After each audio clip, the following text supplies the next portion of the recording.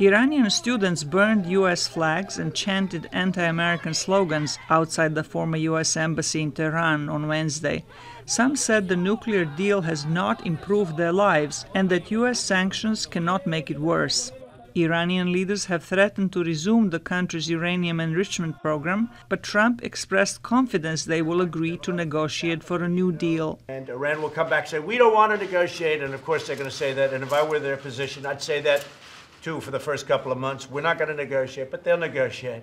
Some analysts say Iran could indeed agree to discuss a new agreement because its leadership is weaker now than it was in 2009 when it began negotiations for the current deal. They're in trouble, they're vulnerable, they're desperate, they're extremely afraid of their own population, that further escalation on their part would bring about more outrage on the part of the population, because the people are saying, you haven't dealt with our issues. Critics of the Iran deal say it does not control Iran's ballistic missile program or Iran's support for extremist groups in Iraq, Syria, Yemen, and Lebanon.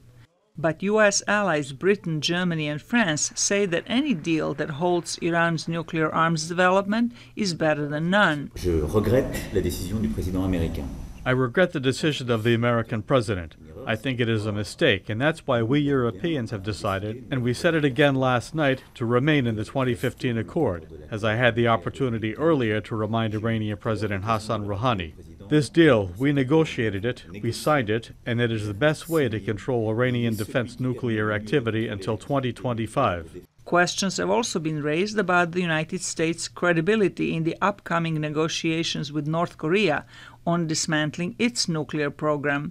Some analysts say Trump's decision on the Iran deal sends a strong message to North Korea that the United States would rather have no agreement at all than a bad agreement. Zlatica, Hoke, VOA News, Washington.